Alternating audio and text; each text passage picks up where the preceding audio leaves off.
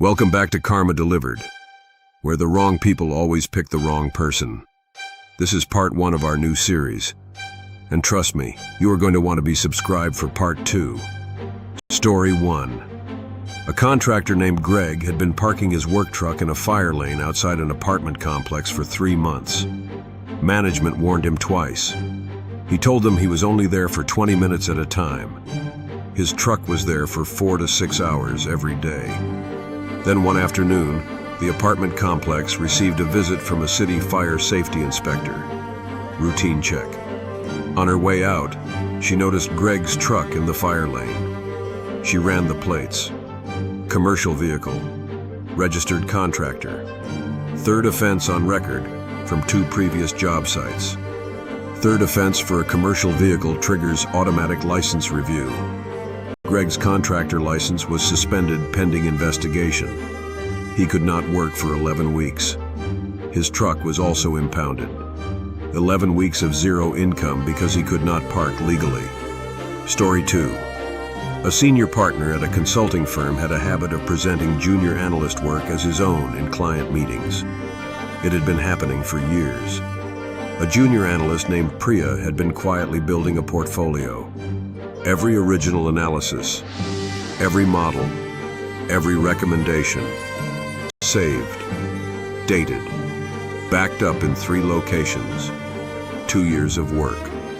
When a major client specifically requested Priya after one meeting where the partner had presented her work, she saw her moment.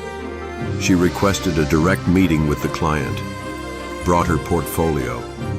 The client was stunned. They ended the firm's contract and hired Priya directly as an independent consultant. She made more in her first month as an independent than she had in her last year at the firm. The partner lost the firm's biggest account, and Priya never looked back. Story 3. A driver named Mitchell had been using a disabled parking space at a shopping center for 6 months. No placard. No permit. Security had ticketed him 4 times. Each time he paid the fine online and kept parking there. He told a friend the fines were cheaper than the regular parking fees. Then one Tuesday, a woman in civilian clothes walked up to his car just as he returned. She identified herself. She was the county's ADA compliance director. She had been shopping at the center and recognized his car from a prior complaint report she had personally reviewed. She did not issue a citation. She issued a formal compliance order, which triggered an automatic court appearance. At the hearing, Mitchell was fined $4,200, required to complete a mandatory accessibility awareness program, and his employer was notified because he had parked there during work hours in a company vehicle. He had to present the court order to his HR department. In person. Story 4. A property manager had been adding unauthorized fees to resident invoices for years. Small charges. $15 here, $30 there. Most residents just paid. One resident named Thomas did not. Thomas was a retired forensic accountant. He compared his invoices with 3 neighbors over coffee one afternoon. All 4 had identical unauthorized charges.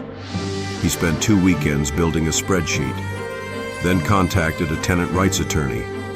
The attorney filed on behalf of all 4 residents. The investigation expanded to include every resident in the building. 41 residents. 3 years of unauthorized charges. The property management company settled for $280,000. Thomas received his share. He used it to take his family to Italy. He said it was the most satisfying vacation he had ever taken. Some people stay quiet because they gave up. Some people stay quiet because they are building something. Thomas was building something. If you love stories where the right person finally wins, subscribe to Karma Delivered right now. New stories every single Monday. And part 2 of this series is coming next week. You do not want to miss it.